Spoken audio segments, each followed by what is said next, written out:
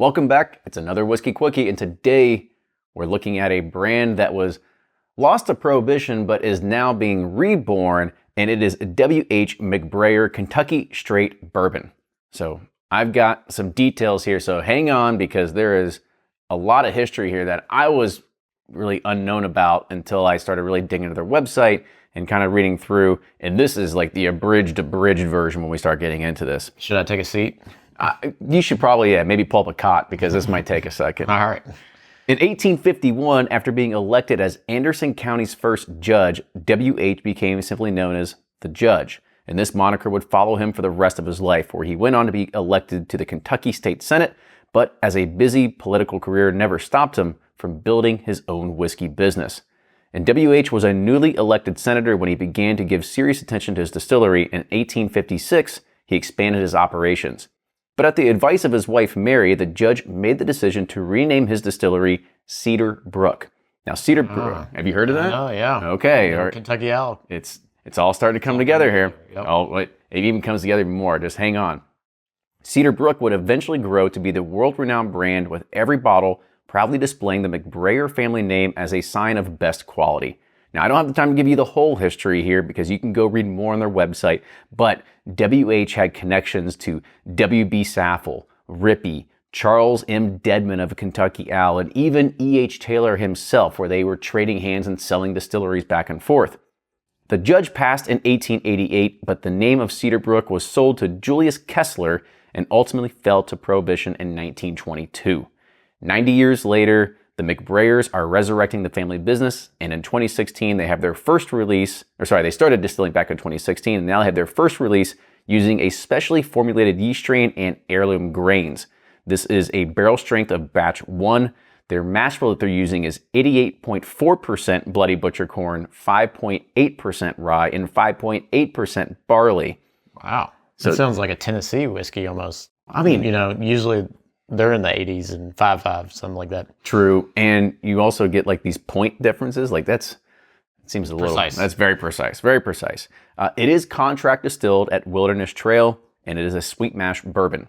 So they have 5 barrels that were done as a part of this first release, and they were aged they were all aged 4 years and 4.5 months.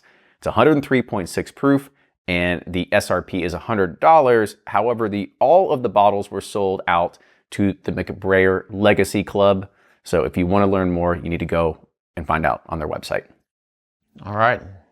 I'm thirsty now after all that history. It's a long one. It's pretty cool though. Like I said, there was some cool history there that I didn't know about before, but we'll see if it translates into the whiskey that they're doing here. So onto the nose. It's like almost like... It's an interesting note. I'm going to put I want to say bitter right off the nose, but it kind of smells like a corn husk. Yes, that's what I'm looking for. I don't know. You go to like a fall festival or a farm, you take your kids to, you overpay for everything, and they get like the grilled corn, they give you, and I don't know. $10 pumpkin. Yeah. Yeah. But $40 to pick your own apples. Yeah, it's funny you say that. I was about to say next, there's a little like candy apple smell in there, but I got that corn kind of husk kind of nose on the front end for me. I agree. I think like you nailed it on that one. Cooked corn husk, yeah, not a raw one. Yeah, it was like you put in the oven or put it on your grill for a little bit. Yeah. All right, so on to the taste.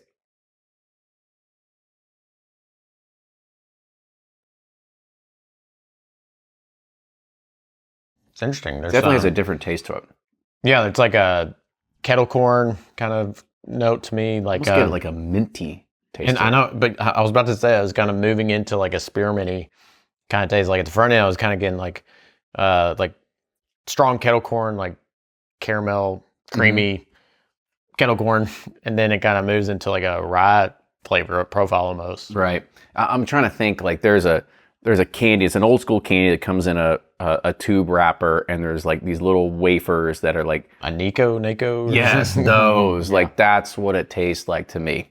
But it's been so long since I've had one, I don't know what that tastes like. But hey, you nailed it right off the top of your head there. But I assume it tastes like kettle corn with a little bit of minty rye. It's like the little mint, but you get that powder around it, or whatever it is.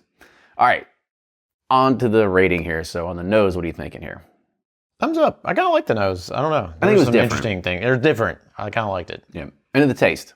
I'm going to go sideways. I definitely agree. It's so unique. I'm still trying to grapple what's going on here. So there's some good things, but there's some weird things. So I'm still trying to grapple with it. It's for me. It's interesting though. For me, yeah, it's interesting. It's something that like you want to try, but you're not going to go to it day after day after day after day. Yeah. You're going to want to think, oh, I want to try this, and I want to have friends try it to be like, this is new and interesting.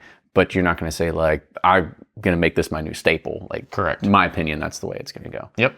And on the finish, Sideways. I mean, there's not a ton there on the end. You know, a little bit of that minty kind of sits there, but it's pretty falls off. You know, there's nothing offensive about it, but nothing spectacular. yeah. I mean, like I said, it's different. It's unique. I don't think we've had kind of a bourbon. I don't think I've ever had anything taste like it, really. Yeah. So I think that gives you the unique factor, which might give it an extra 3/4 thumbs up somewhere in there. Right? Yep. With that, cheers, everybody. We'll see you next time.